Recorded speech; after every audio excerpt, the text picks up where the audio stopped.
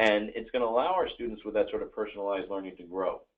But we know in order to do this, we need not only just quality content, the content has to be good, but really, for me, the most important thing is the instructor.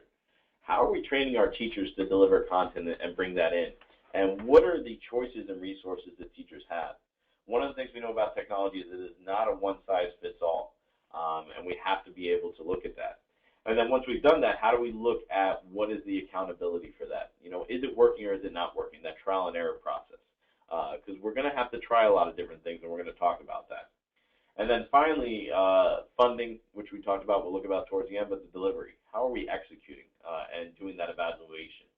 And what Digital Learning Now did is they looked at these 10 elements of digital learning, and then they went across the country, and they looked at each individual state to kind of get an idea of how they're doing in those areas and how are they doing with those digital learning initiatives.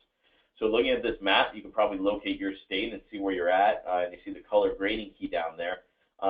Based on those 10 elements, Digital Learning Now and GettingSmart.com, they gave sort of a grade to each one of the states of how they're doing in all 10 of those areas. While there's a lot of states that are pushing digital initiatives, that sort of global acceptance as well. I think it's funny we see some of the bigger states there maybe struggling with it a little bit more. That's just because of the wide ranges of different access. So we know that each state is really tackling this in their own way, and we can see quite a mixture of how everyone's getting to that.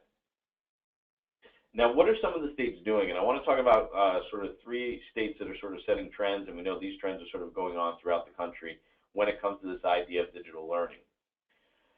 We know that in Florida, there's a big movement with the Digital Learning Now Act that started back around 2010 to get digital into the hands of all students. The state wants to go completely digital, delivering all content to our students by really the 2014-2015